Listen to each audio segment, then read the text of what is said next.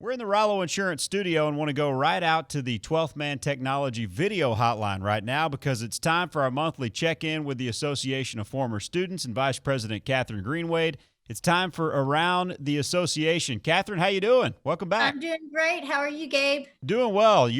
So you're coming to us from your office, it looks like, right? I am. Good. We've got about 25% of our staff here in the office.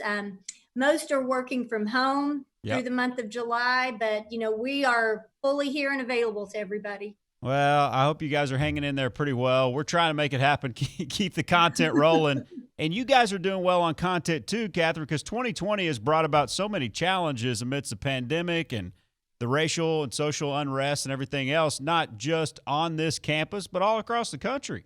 It's been a tough off season, tough summer for sure, spring and summer. But you guys are doing your part to pivot and adapt to that. Tell us about Aggie conversations that are going on right now through the association.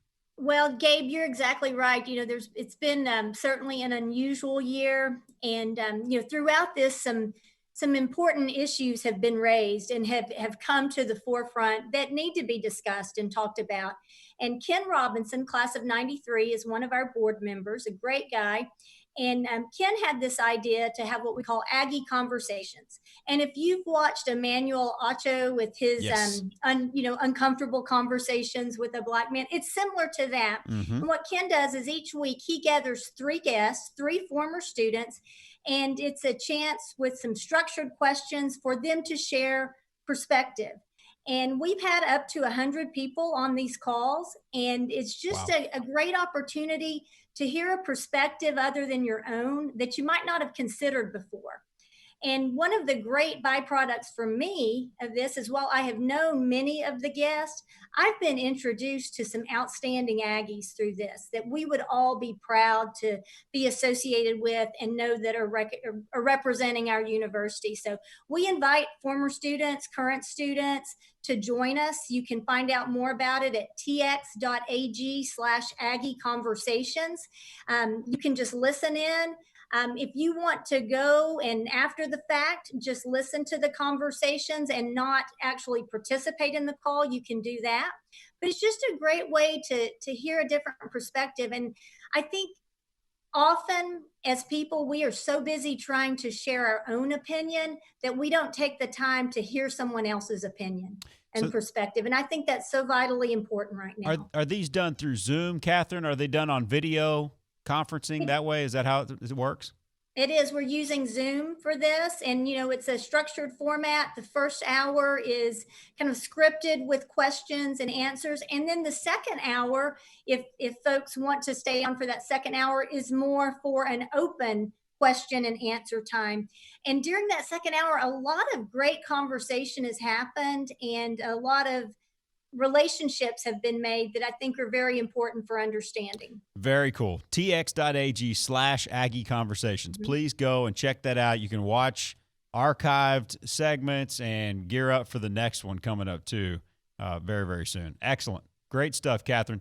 Fall plans is an interesting topic that you've got here that we want to talk about, because plans, you got to hold them pretty loosely right now, right? We saw Ross Bjork in Birmingham yesterday for the AD meetings with Commissioner Greg Sankey, and they don't know. And that's an okay answer right now. Time is ticking. We still have a little bit of time, but what do you think the fall plans are going to look like with the association? Well, like everybody, we wish we had a crystal ball where we could see. And, when you're doing any type of event, you need to do some advanced planning for that. One thing that we have made a decision on would be our away game tailgates. And we've made the decision that we are not going to have the all Aggie tailgate at away games this year.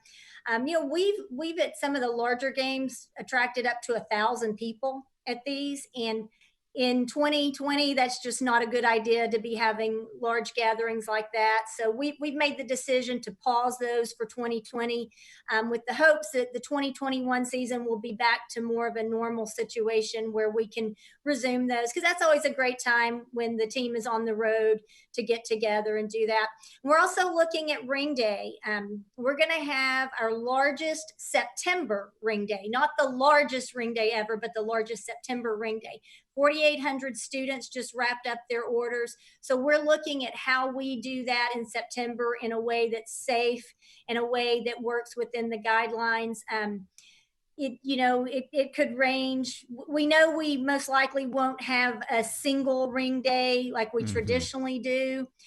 It will probably be something that is spread out over the week, or it may be that we have to go to a shipping model again, like we did in April. So, that's kind of up in the air. So we're looking at those plans, and hope to have the decision on football season will probably influence our decision on ring day a lot. But you have time to do a wait and see approach and just kind of see what happens with football.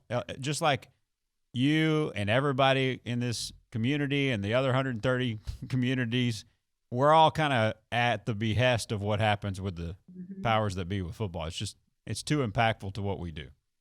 It is. And, it impacts so many things that we do here at the association. But I think they're making the right decision by taking their time and getting a more complete picture before they make any, decisions. Catherine Greenway, Vice President of the Association of Former Students, with us for Around the Association. We got about a minute. What else do you have for our listeners, Catherine? I would just encourage our former students to not forget about us when they're making their charitable donations. I know it's a tough year, but we paused our fundraising for the months of pretty much April and May. So we're kind of behind the curve a little bit, but we're reaching out again, and we encourage folks, if they can give, to give to us, because that discretionary support is going to be even more important in 2020 than it has been ever before for Texas A&M. Absolutely. And the association is open, and if you have some sort of emergency situation which would cause you to need to be in person, though, that you asked to call in advance, right? That is correct. Outstanding. All right, everybody wear a mask if you want college football and do all the stuff you got to do, even if you hate it. I don't like it, but I'm going to do what I got to do. Hey, I'm in. I'm going to do my part. Catherine, you're awesome. Appreciate it as always. Always good checking in with you. All right. Thanks, Gabe. There you go. Catherine Greenway, Association of Former Students.